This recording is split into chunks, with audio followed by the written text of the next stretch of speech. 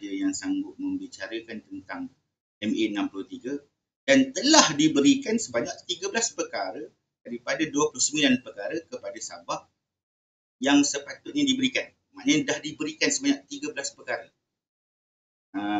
Sekiranya mahu yang lebih, maka harusnya dipertimbangkan siapakah yang telah memberikan, bukan kepada yang akan kata dia akan berikan. Itu bagi pandangan saya lah pula.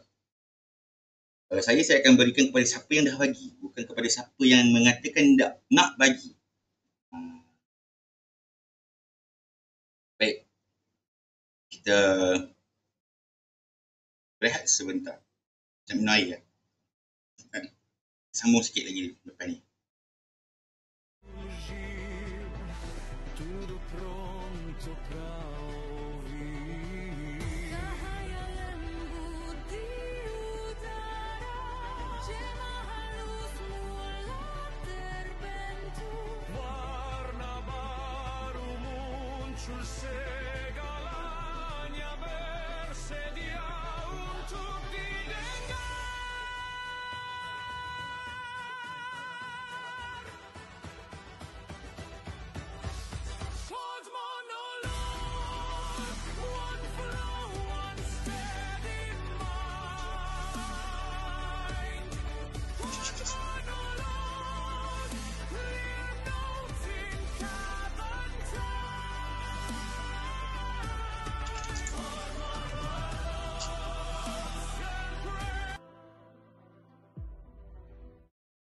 Okey, kita sambung lagi.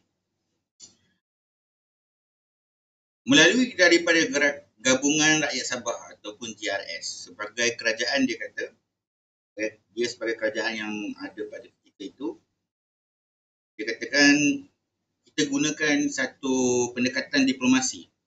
Kata mereka, sekiranya kita lakukan menggunakan konfrontasi, takkan selesaikan masalah. Timbalan Setiausaha Agung GRS iaitu Datuk Armizan Muhammad Ali. Beliau pun juga optimis dengan tuntutan ini boleh selesai kurang daripada 5 tahun dengan strategi rundingan yang betul. Kerana apa? Kekuatan GRS ialah kedudukan mereka yang sedang berunding terus dengan Putrajaya dan mereka dah tunjukkan beberapa kejayaan awal seperti mengambil alih kawal selia tentang bekalan elektrik. Betul. Saya setuju dengan apa yang disebutkan oleh Datuk Armizan Muhammad Ali. Saya juga optimis kepada seluruh rakyat Sabah sekiranya anda optimis dan juga merasakan hak anda sepatutnya dipulangkan sebagai itu. Saya pun turut bersama-sama dengan rakyat Sabah bahawasanya sekiranya saya sendiri rakyat Sabah, saya mahukan sebutan tentang 40% itu berapakah ia. Namun saya juga optimis kepada rakyat Sabah bahawasanya sekiranya mahu memilih siapakah yang sepatutnya menjadi pemerintah di negeri Sabah untuk penggal yang seterusnya adalah kepada siapa yang telah memberikan daripada apa yang anda sedang tuntutkan. Daripada kita memilih siapakah yang akan memberikan. Itu mungkin menjadi cakap-cakap kosong.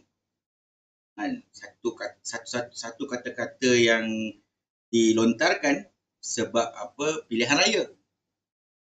Sebab apa? Kerajaan Madani ini telah memberikan sebelum masuknya pilihan raya. Telah diberikan